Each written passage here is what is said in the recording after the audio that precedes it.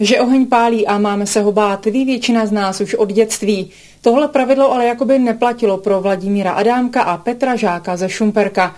V jejich ohnivé show jsou totiž nad ohněm svrchovanými pány oni dva. A jdou dokonce ještě dál. O tom, že se nemusí ohně bát, přesvědčili už i koně.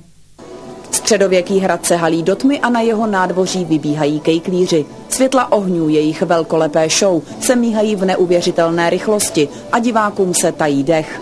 Za touhle bravurou v každé figuře je ale spousta hodin dřiny. Asi měsíc.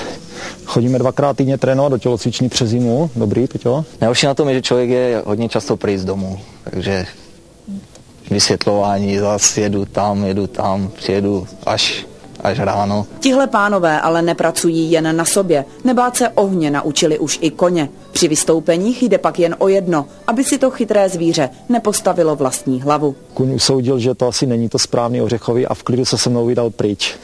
A já jsem na něm stál jak na surfovém prkyně a teď jsem přemýšlel, co dělat. A jaký recept proti strachu mají sami pro sebe? Vlastně žádný. Spoléhají totiž jeden na druhého. A řeknu vám, není nad to cítit se aspoň chvilku úplně bezpečně.